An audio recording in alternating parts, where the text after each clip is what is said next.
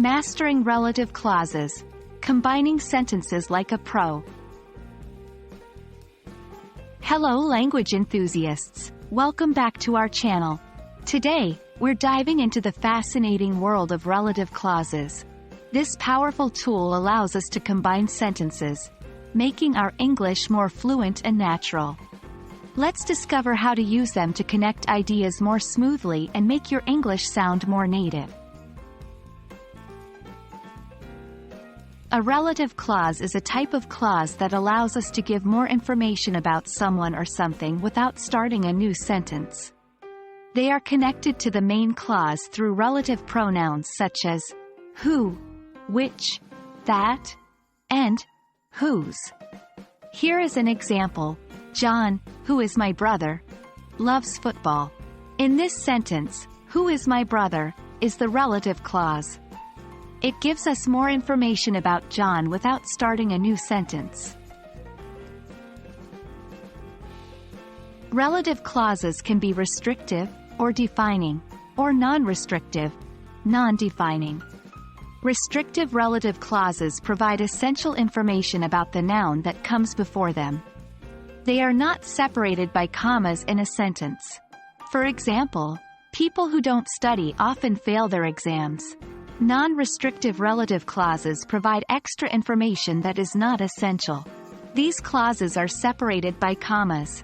For example, my sister, who lives in London, is visiting me next week. Now, let's practice combining sentences using relative clauses. For example, we have two separate sentences. 1. Mary is a teacher. 2. Mary lives in New York. We can combine them using a relative clause. Mary, who is a teacher, lives in New York. In this sentence, who is a teacher, is the relative clause that gives extra information about Mary. Let's put this knowledge into practice with some exercises. Exercise 1. Combine the following sentences using relative clauses. 1. The book is on the table. It is my favorite. 2. The man is reading a newspaper. He is my father.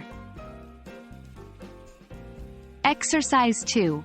Identify the relative clauses in the following sentences. 1. The girl who won the prize is my cousin. 2. I have a friend whose brother is a famous actor. Feel free to pause the video here and try these exercises. We'll discuss the answers in the next video. And that's all for today. We've tackled the fascinating topic of relative clauses. With some practice, you'll find them a powerful tool to make your English more fluid and engaging.